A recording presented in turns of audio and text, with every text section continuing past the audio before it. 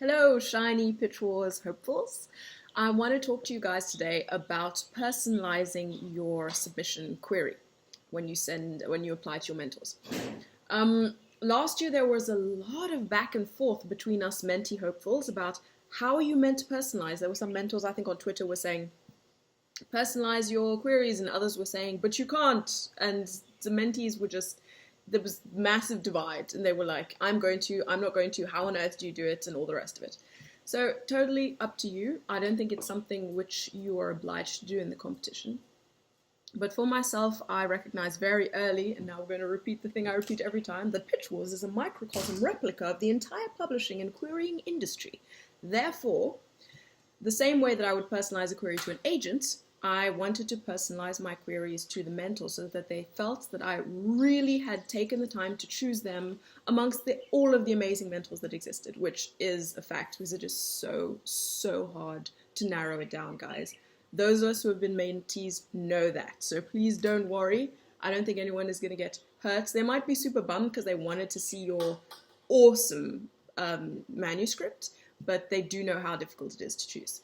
So because when you apply, it's basically a form that you fill in. You put your mentor choices. I think I'm trying to remember from last year. You put your query, and then you attach your pages, I think, or you paste them in, whatever. So there's not, you're sort of thinking the same application goes to all 6, 8, 10, 15, 25 mentors, whatever. So how on earth are you meant to personalize it? Thought long and hard about this one, and I heard that in previous years some mentees had added personalization at the bottom of their query. If you go into the notes for this video, you'll see that I've actually put a link to my query, and underneath my query how I personalized it. I've just pasted the whole thing in. I think I just removed names and that's it.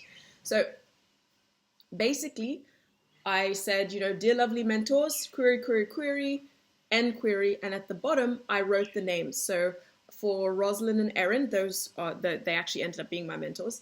I personalized according to what they had said in their wish list that I wasn't able to squeeze into my query, and that's the reason why personalization works for you. That's why you might want to make it, it works in your favor because you're able to add a little bit more about your book that doesn't fit in the query because you can't say everything in your query. So let's say Rosalind and Erin had said, I cannot remember for the life of me, let's say that they said, we really like prickly female protagonists, or we really love a bit of slow burn romance. I don't think they said either of those things, but let's pretend. So then I would say, Rosalind and Erin, I think that you'd love A Court of Miracles because it has a prickly protagonist and slow burn romance. And then I always try to find like a little personal note that I could add. I remember that I pitched to Axie and Janella last year, and their wish list, I'm sure it's still online somewhere, was hilarious. It was so full geek. It was full of gifs, I don't even know how you pronounce that word. And they had also critiqued my query. So I think I made a note, which you can see if you take a look at my personalization. I made a note that said something like, the deep geekery of your wish list makes me know that you guys would be such a great fit. I remember Mara and Joan, who are Team Pusheen. Pusheen, is that how you say that? You know these words that you read and use all the time, like typing, but you never actually say them out loud, and then you're like, is that how that's pronounced? Anyways, I digress. I made some sort of comments about certain things in their wish list and then added something about Pusheen because Pusheen is so cute, like so cute. Anyways, so it is entirely possible to personalize your query. And then another reason to do so is, as I said, it's practice for when you're actually querying. It also shows the mentors that you've not just read their wish list once, but that you are really thinking about why they're a good fit for you. And you're not just sending your things out randomly. When you query agents, it's exactly the same thing. I also think that putting the amount of personalization that I did showed equally that I was as excited to work with every single one of those mentors. There wasn't one that I wanted more than anybody else. And I really tried to make them feel that.